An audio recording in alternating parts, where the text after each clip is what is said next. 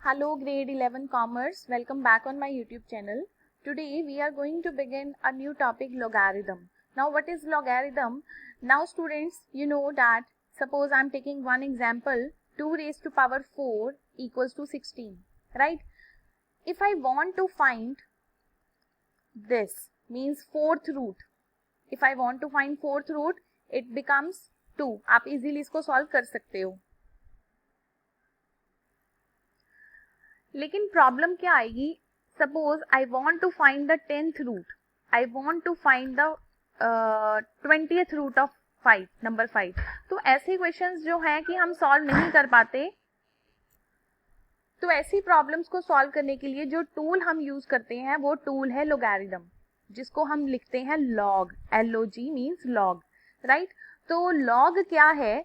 Log basically एक tool है जिसमें हम nth रूट को फाइंड करते हैं. Suppose I am taking the journal form, और जर्नल फॉर्म अगर हमें किसी पावर को इस तरह से लिखना है a raise to power x, अगर हमें किसी नंबर की पावर x निकालनी है तो कोई ना कोई आंसर तो जरूर आएगा, है ना.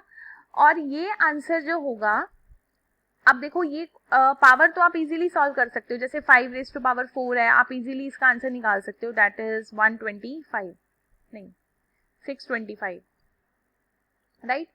अब मैं अगर आपको कहूं कि आप मुझे ये वाला x निकाल के दो, ये वाला x, ठीक है, जिसको आप बोलते हो इंडेक्स या फिर एक्सपोनेंट, और this is called the base, right.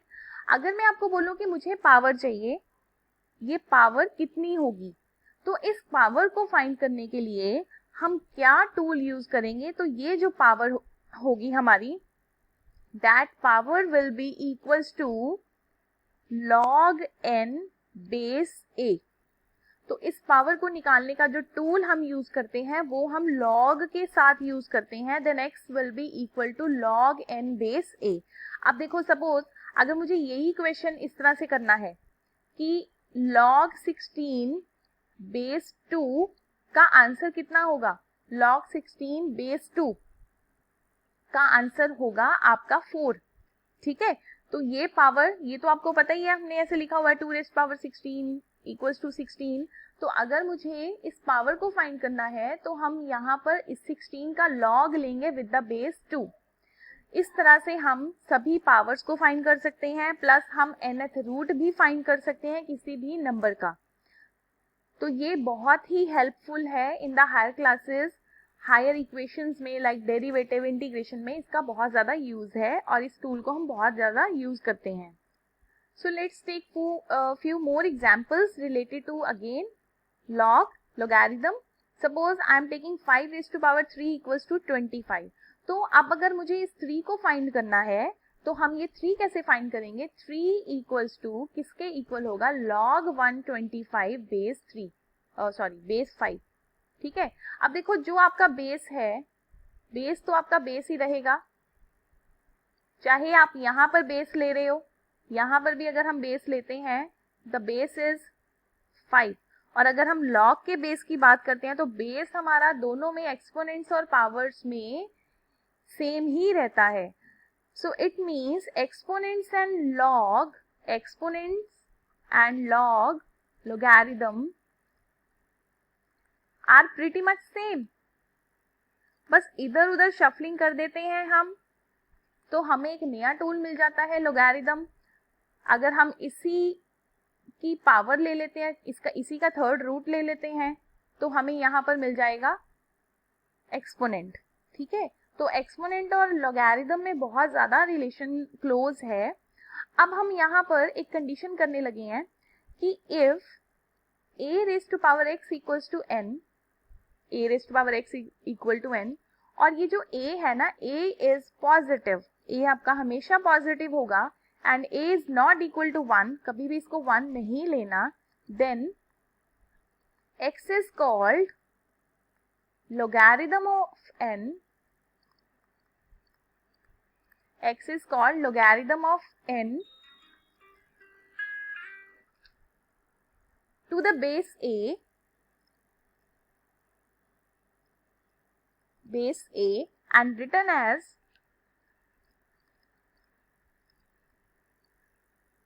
x equals to log n base a, right. तो अब यहाँ पर जो कंडीशंस हमें दी गई हैं, तो कंडीशन क्या है कि हमें एक तो a पॉजिटिव चाहिए, a आपका नेगेटिव कभी नहीं होगा। दूसरी बात कि a जो है 1 नहीं होना चाहिए, कभी भी 1 नहीं होगा। तो इसको एक्सप्लेन करते हैं कि 1 क्यों नहीं हो सकता a।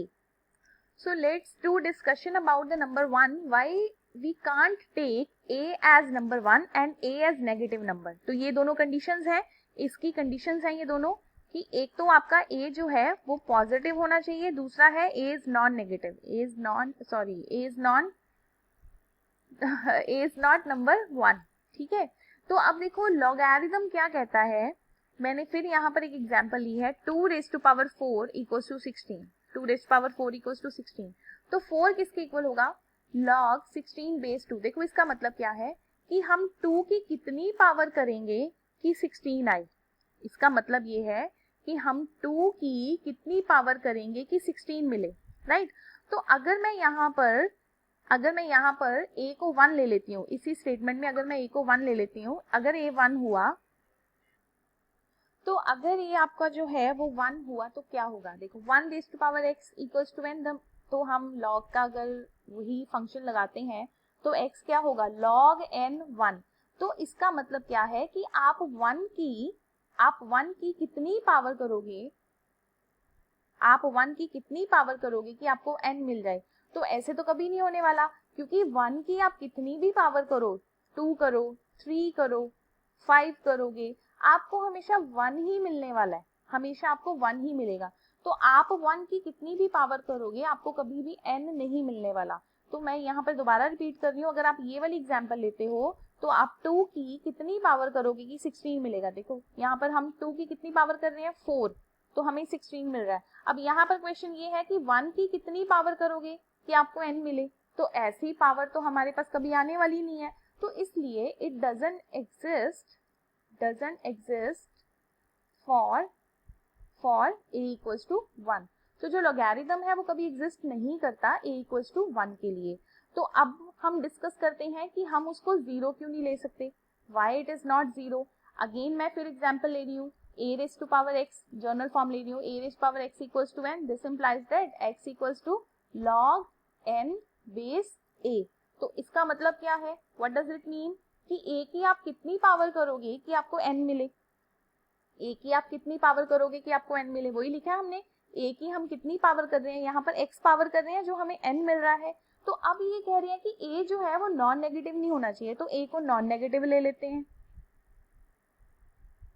a को हम नेगेटिव ले लेते हैं, let a is negative number लिया तो मैं a को मैंने -5 ले लिया, ठीक है। तो -5 रेज़ टू पावर, देखो -5 raise to power 3 equals to 125। तो अगर मुझे इसको लॉगरिथम की फॉर्म में लिखना है तो हम 3 को क्या लिखेंगे, log 125 base -5 is -125। Now again see what will happen here। अब देखो क्या है, मैं यहाँ पर फिर एक एग्जांपल ले रही हूँ छोटी सी, कि 2 raise to power 4 equals to 16, then log 16 base 2 equals to 4, क्योंकि ये आपको इजीली समझ आ जाता है, ठीक है। तो अगर हम 2 raise to power 4 equals to 16 लेते हैं और log 16 बेस 2 इक्वल्स टू 4, देखो इसका मतलब क्या है कि 16 का आपने क्या किया है, 16 का आपने 4th रूट लिया है, 16 का 4th रूट लिया है। तो आपको यहाँ पर आंसर मिलेगा, आंसर क्या मिलेगा, अगर आप इसका 4th रूट फाइंड करते हो तो मिलता है आपको 2, ठीक है। 2 raise to power 4 into 1/4 equals to 2। अब यहाँ पर क्या होगा कि जब हम a को नेगेटिव ले लेते हैं तो इसका जो ये मैंने लिखा हुआ है log ऑफ -25 बेस इज -5, इसका मतलब क्या है कि हम -125 का कौन सा रूट लेंगे, कितना रूट लेंगे, कितना यहाँ पर nth रूट लेंगे कि हमें आंसर -5 मिले।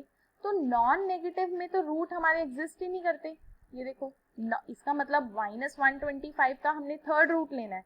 तो नॉन नेगेटिव में हमारे रूट्स कभी भी एग्जिस्ट नहीं करते, इसीलिए जो आपका ये जो बेस है, this base a is always positive, is always positive. So let's take one more example. Simple से एग्जाम्पल लेते हैं जो आप 10th में भी करके आए हो क्वाड्रेटिक इक्वेशंस में. लाइक ये देखो 2 raised to power 4 equals to 16. 2 raised to power 4 equals to 16. 4 नहीं लेते, हम लेते हैं यहाँ पर 2 लेते हैं, क्योंकि हमने स्क्वायर रूट्स अच्छे से सॉल्व किए हैं. 2 raised to power 2 equals to 4. तो अब आप log 4 base 2 किसके इक्वल होगा? 2 के होगा. ठीक है, अब देखो इसका मतलब क्या है कि आपने 2 का 4th रूट लिया, सॉरी 4 का 1 सेकेंड रूट लिया, तभी आपको 2 इक्वल्स टू 2 आंसर मिलेगा. अब अगर मैं इस नंबर को अगर मैं नेगेटिव नंबर ले लूं, जैसे -2 स्क्वायर आपको पता तो है 4 होता है, लेकिन अगर मैं 4th का रूट निकालूं, 4th का अगर मैं रूट फाइंड करूं, तो मुझे यहाँ पर -2 तो नहीं मिलेगा, नहीं मिलेगा ना -2, क्योंकि इसका 4th रूट जो है वो हमें 2 आंसर देगा +-2 के. तो इसीलिए यहाँ पर जो लॉग के हम बेस लेते हैं, बेस हम नेगेटिव नंबर्स नहीं लेते. Right, now we will talk about this n, कि ये n कैसा होगा. अब ये n भी आपका कभी नेगेटिव नहीं होगा, क्योंकि if a raised to power x equals to n, this implies that x equals to log n base a. ठीक है, अब अगर आप इसको n को नेगेटिव ले लो, जैसे ये देखो 5 raised to power, अगर मैं सपोज इस n को नेगेटिव ले लेती हूँ, सिंपली हम सॉल्व करते हैं. अगर मैंने ये n नेगेटिव ले लिया और ये हमारा बेस है, तो इसका मतलब बेस का मतलब ये होता है कि हम बेस की कितनी पावर करेंगे, इस बेस की हम कितनी पावर करेंगे कि हमें n मिले, है ना. हम बेस की कितनी पावर करेंगे कि हमें n मिले. तो ऐसा कोई नंबर होगा कि जिसकी पावर करने पर आपको नेगेटिव नंबर मिल जाए, जिसकी पावर करने पर हमें नेगेटिव नंबर मिल जाए. मतलब अगर मैं यहाँ पर n ले लूँ, -n ले लूँ, तो ऐसा कोई नंबर होगा ही नहीं कि जिसकी पावर करने पर हमें नेगेटिव आंसर मिले. तो इसलिए जो आपका n है वो भी हमेशा क्या होगा? Always positive. ठीक है, so this is all about the logarithm. This is the base of logarithm. Please note all the key points. Tomorrow we will cover all the questions related to logarithm. Thank you.